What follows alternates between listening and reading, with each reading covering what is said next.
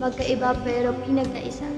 Sa buhay na naranasan nating sumablay, palaging nakaramdam ng pagkalumbay, pinahangad sumigla at iwasan ng pagiging matamlay para makamit ang walang sawang tagumpay.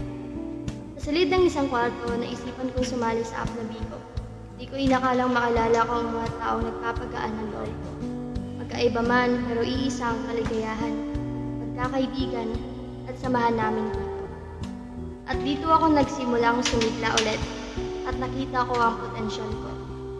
Ang dating buhay na matamlay ngayon ay sumigla at nagkaroon ng kahulugan.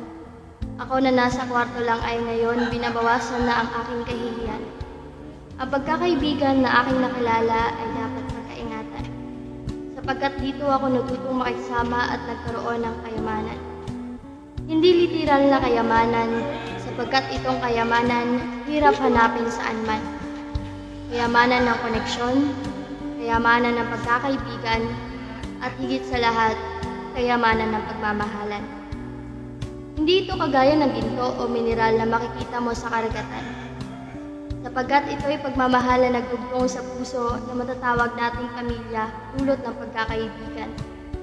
Hindi man kami pamilya sa dugo, pero batid naming pareho kami na sinasabi ng aming mga puso.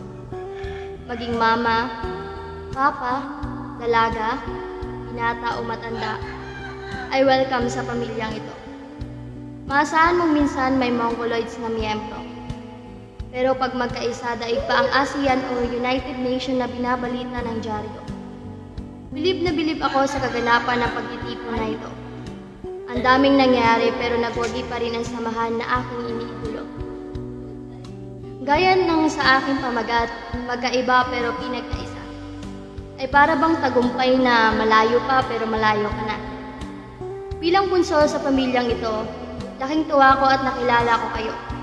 Kina Daddy Maharot, Mami Ella, Ate Hope, Ate Rose, Kuya Mario, Buston, Ate Chel, and Chalay at sa iba pang kapamilya ko. Salamat at nakasama niyo ako sa importanteng kaganapang ito. Tatapusin ko ang tulang to sa kasabihang, hindi makakaya ng isang tao na mag-isa, sapagkat kailangan niya ng kaagapay na masayang pamilya. One happy family, happy mansari sa inyo.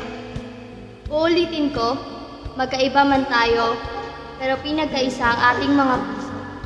Salamat po.